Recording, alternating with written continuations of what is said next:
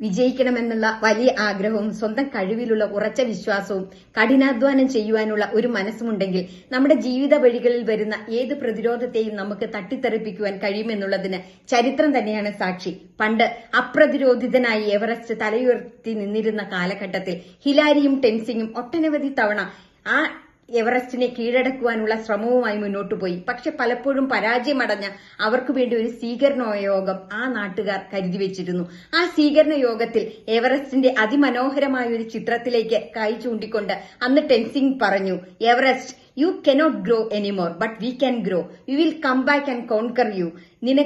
Everest, നിനക്ക് വളർച്ചയില്ല, പക്ഷെ ഞങ്ങൾക്ക് ഇനിയും വളരുവാൻ കഴിയും. അതുകൊണ്ട് തന്നെ ഞങ്ങൾ തിരിച്ചു വന്ന് നിന്നെ കീഴടക്കിയിരിക്കുമെന്ന്.